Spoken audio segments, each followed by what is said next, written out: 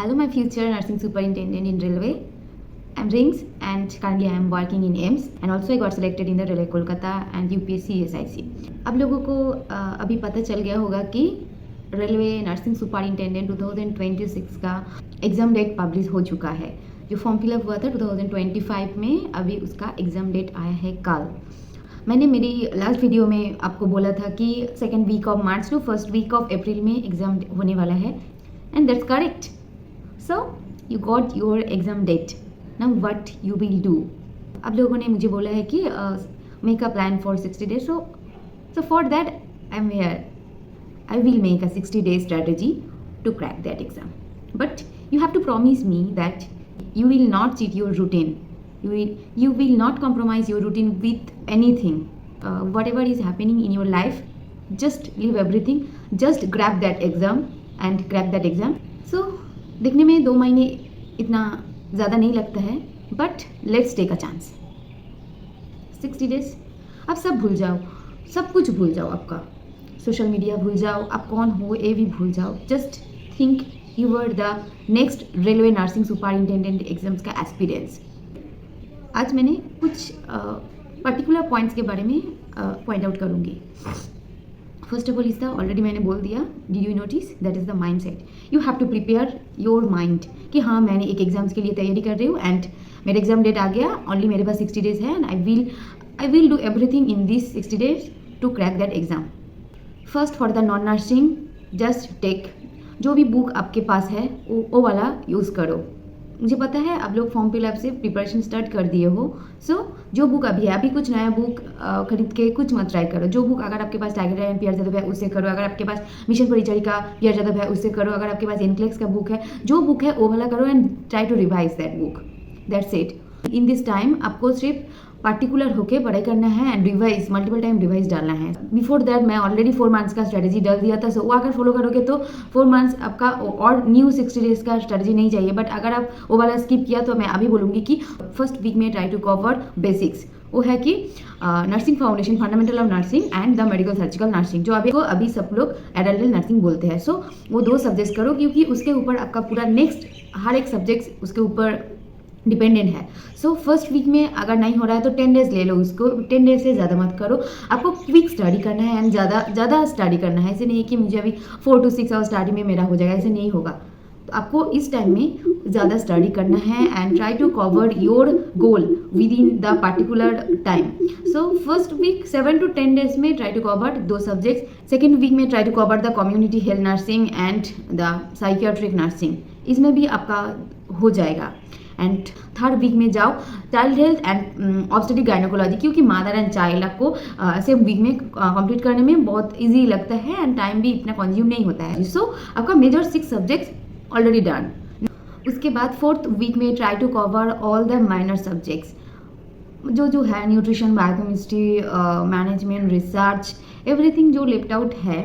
जितना कंटेंट आपका बुक में है, मतलब कॉम्पिटिटिव बुक में है, वही करो। माइनर सब्जेक्ट्स के लिए वो काफ़ी होता है। तो आपका हर एक वीक में जो सब्जेक्ट्स कवरिंग के लिए बोला है वो नॉट ओनली सिर्फ थ्योरी के लिए नहीं है, वो MCQ प्लस थ्योरी के लिए है। सो पर डे आपको, मतलब फर्स्ट वीक में अगर आप fundamental of nursing and medical surgical nursing कर रहे हो, मतलब उसमें आपको theory and MCQ both practice करना है। मुझे पता है आप ऑलरेडी प्रैक्टिस किया, पीआर जादव बुक या टारगेट है और कोई भी बुक से किया।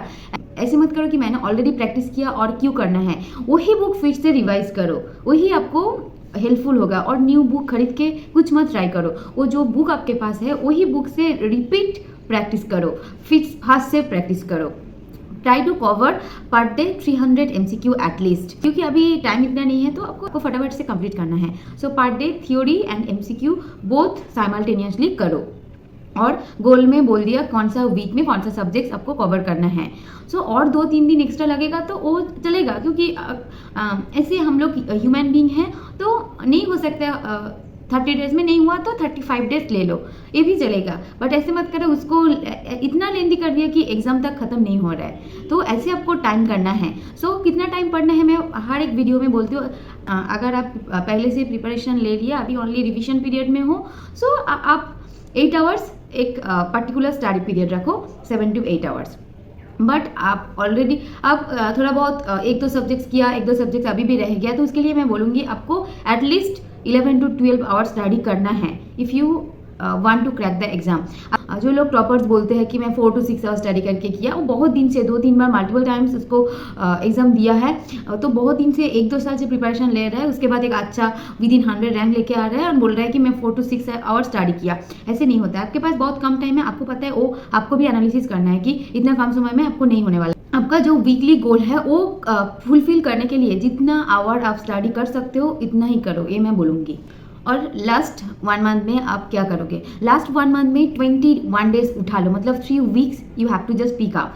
3 वीक में आपको और एक वो जो पूरा सिलेबस है, हर एक सब्जेक्ट्स आपको और ज़्यादा क्विक रिविजन करना है। बहुत फर्स्ट करके आपको क्विक रिविजन करना है। जो गोल्डन पॉइंट्स है, जो एनेक्सर है, वो सब जो एक्स्ट्रा आप सेल्फ नोट्स बनाया है थोड़ा थोड़ा करके, वो सब वही 21 डेज उसके साथ पूरा सिलेबस और एक क्विक रिविजन देना है, तो आपको 2 बार रिविजन हो गया।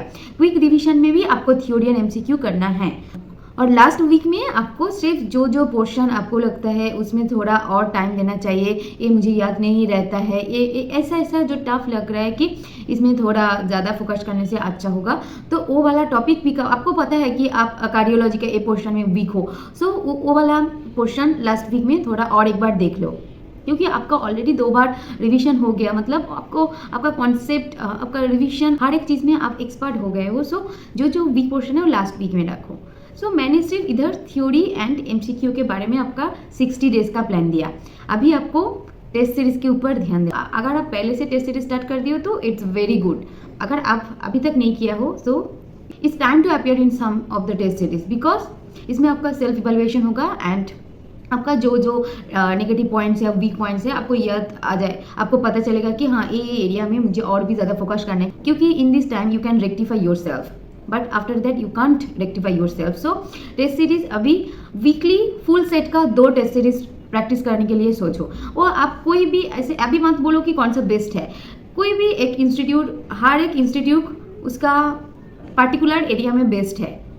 आप कितना बेस्ट दे सकते हो वो वाला जस्ट देखो कि इतना मैं दे सकती हूँ। सो किसी भी एक कोचिंग इंस्टीट्यूट से अगर आप परचेस कर सकते हो तो टेस्ट सीरीज ले लो, और नहीं परचेस कर सकते हो तो मैं टेलीग्राम चैनल में संडे में मैं टेस्ट सीरीज पोस्ट करती हूँ फुल सिलेबस का। मैं अभी पहले तो नॉर्थ सेट का जैसे प्रीलिम्स होता है ऐसे सेट्स बनाती थी, अभी मैं रेलवे के लिए उसका जो 70+30 ऐसे करके मैं टेस्ट सीरीज अभी अपलोड करूँगी, और उसके साथ साथ पार्ट डे क्विज भी पोस्ट करती हूँ, उससे भी आप प्रैक्टिस कर सकते हो।